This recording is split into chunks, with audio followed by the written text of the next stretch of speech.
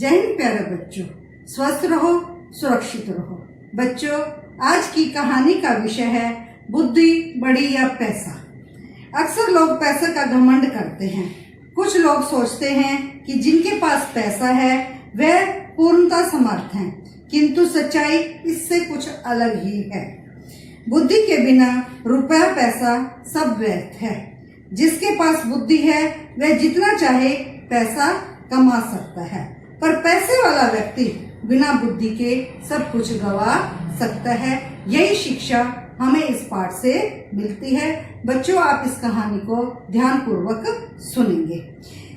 किसी देश में एक राजा राज करता था। वह बहुत ही संपन्न और अहंकारी था। उसे अपने पैसों पर बहुत घमंड था। वह सोचता था कि पैसे के बल पर दुनिया के सभी कामकाज चलते हैं। वह सबसे यही कहता था कि इस संसार में धर्म कर्म, स्त्री, पुत्र, मित्र, सखा सब कुछ पैसा ही है।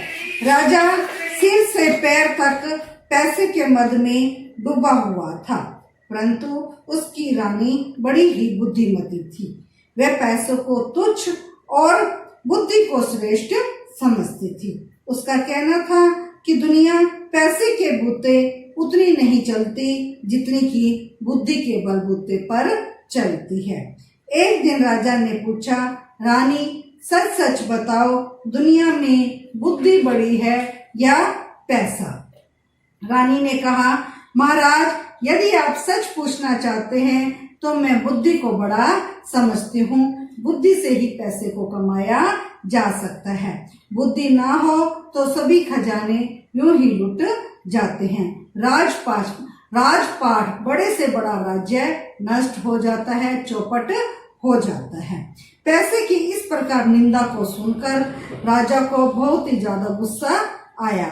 वह बोला, रानी, तुम्हें अपनी बुद्धि पर बड़ा घमंड है। मैं देखना चाहता हूँ तुम बिना पैसे के बुद्धि के सहारे कैसे काम चलाती हो। ऐसा कहकर उसने रानी को नगर के बाहर एक मकान में रख दिया और सेवा के लिए 2-4 नौकर वहां पर भेज दिए। खर्च के लिए ना तो एक पैसा दिया और ना ही किसी प्रकार का कोई अन्य सामान दिया, ना ही कोई सुख सुविधा प्रदान की। रानी के शरीर पर जो जेवर थे वो भी राजा ने उतरवा लिए। रानी मन ही मन कहने लगी, मैं एक दिन राजा को दिखा दूंगी कि इस संसार में बुद्धि से बड़ी कोई चीज नहीं है। बुद्धि के द्वारा असमर्थ को भी समर्थ किया जा सकता है, असंभव को भी संभव किया जा सकता है। पैसा ही सब कुछ नहीं है। नए मकान में पहुंचकर रानी ने नौकर द्वारा 2 ईंटें मंगवाई और उन्हें सफेद कपड़े से लपेटकर ऊपर अपने नाम की मोहर लगा दी। फिर नौकर को बुलाकर कहा, तुम मेरी इस धरोहर को धनु सेठ के यहाँ ले जाओ। कहना कि रानी ने यह धरोहर भेजी है। और उस कपड़े के अंदर रानी ने क्या लपेटा था? ईंटों को लपेटा था। लेकिन सेठ ने सोचा कि रानी ने कोई हीरे जवाहरात इसके अंदर बांधकर भेजे हैं। कहना कि रानी ने यह धरोहर भेजी है और इसके बदले में 10,000 रुपए मंगवाए हैं। कुछ दिनों बाद रानी तुम्हें तुम्हारा पैसा सूद समेत लौटा देगी और अपने धरोहर वापस ले जाएगी। बच्चों, तुम्हें पता है कि रानी ने धरोहर के रूप में क्या दिया था? रानी ने धरोहर के रूप में ईंट दी थी, जिसे कि रानी ने सफेद कपड़े में लपेट दिया था। लेकिन उस सेठ ने क्या सोचा कि रानी ने धरोहर के रूप में अपने हीरे जवाहरात, सोने चांदी बेचे हैं और उसने वो 10,000 रुपए उस नौकर को दे दिए जो रानी ने मंगवाए थे। नौकर सेठ के यहाँ पहुंचा। धरोहर पर रानी के नाम की मोहर देखकर सेठ समझा कि इसमें कोई कीमती जेवर होंगे। उसने 10,000 रुपए नौकर को चुपचाप दे दिए। रुपए लेकर नौकर रानी के पास आया। रानी ने इन रुपयों से व्यापार शुरू किया। रानी स्वयं व्यापार की देखरेख करने लगी। थोड़े ही दिनों में उसने इतना धन कमा लिया कि सेठ के रुपए भी चुका दिए और काफी सारे रुपए उसके पास बच भी गए।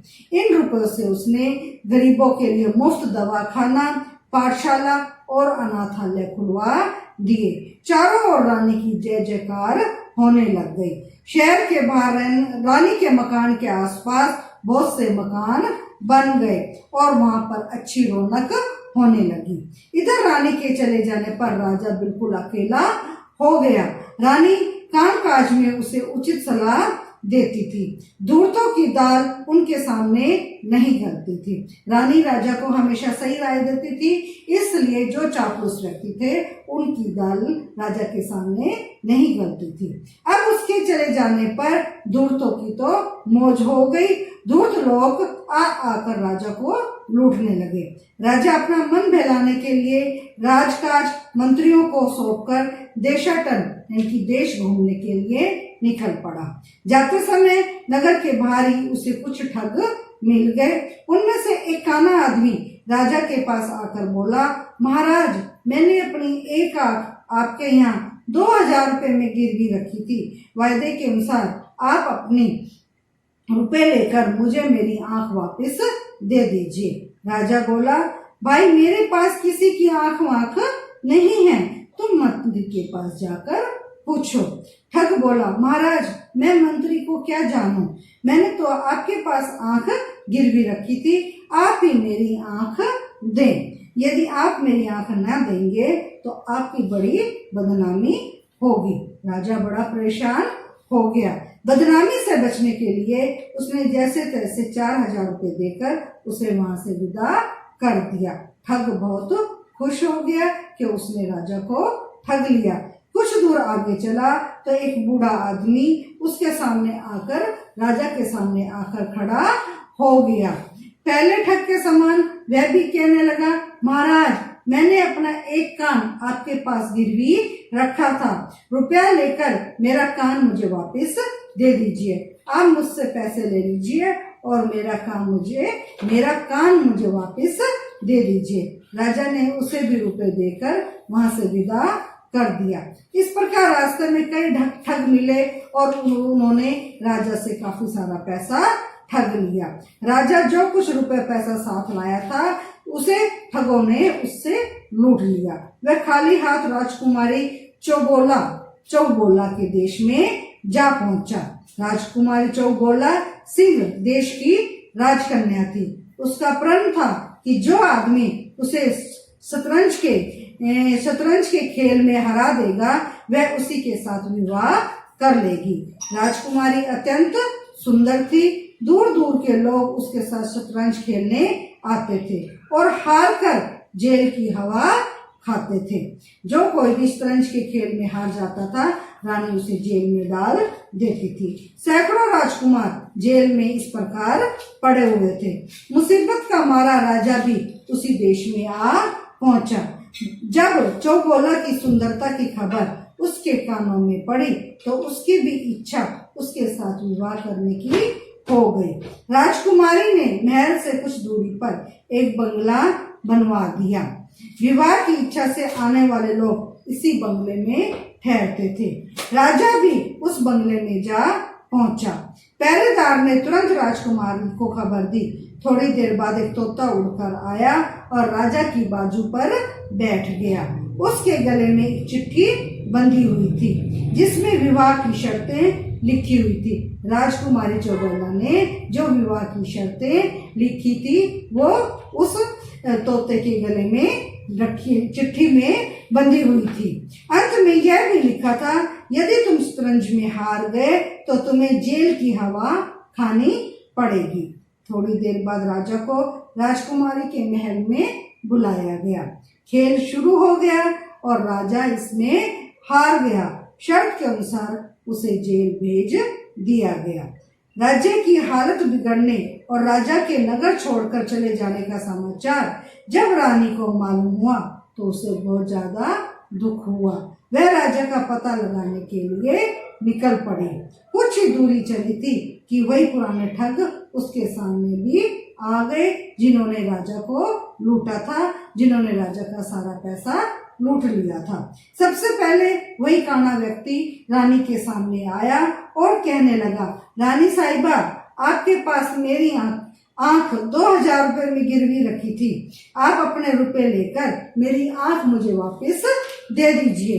रानी बोली, बहुत ठीक, बिल्कुल ठीक है। मेरे पास बहुत से लोगों की आंखें गिरवी रखी हैं, उन्हीं में तुम्हारी भी होगी। एक काम करो, तुम अपनी दूसरी आंख निकाल कर मुझे दे दो, उसके तौल की जो आंख होगी मैं तुम्हें वापस दे दूंगी। रानी का जवाब सुनकर ठग बहुत घबरा गया और वह हाथ पैर जोड़कर माफी मांगने लगा। अंत में ठग ने विनती करके 4000 रुपए देकर अपनी जान बचाई और वहां से भाग गया। यही हाल कान वाले ठग का हुआ। जब उसने देखा कि रानी का नौकर दूसरा कान काटने के लिए तैयार हो गया तो उसने भी 4000 रुपए रानी को दिया और अपना पीछा छुड़वाया। ठगों से निपटकर रानी आगे बढ़ी और पता लगाते लगाते राजकुमारी चौबेला के देश में जा पहुंची।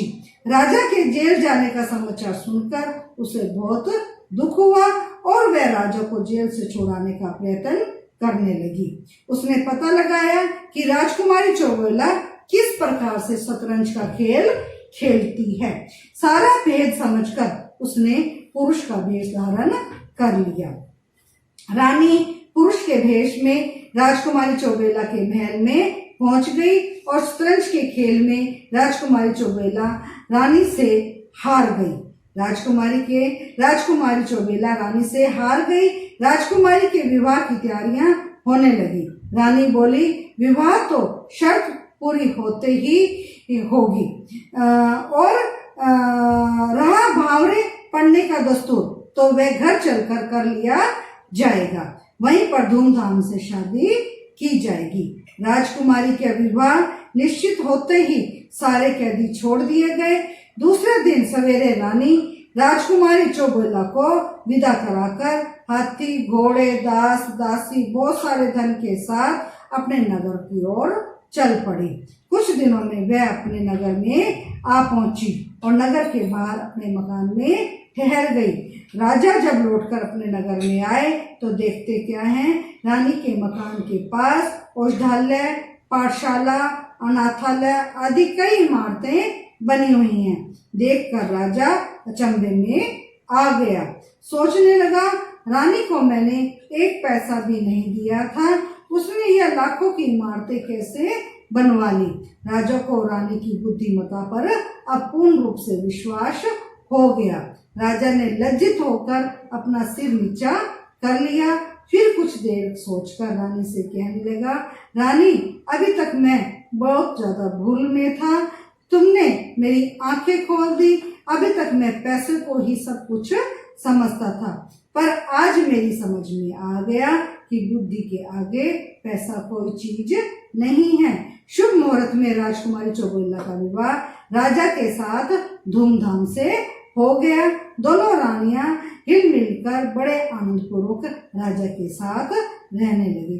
तो बच्चों, आज की कहानी यहीं पर समाप्त होती है।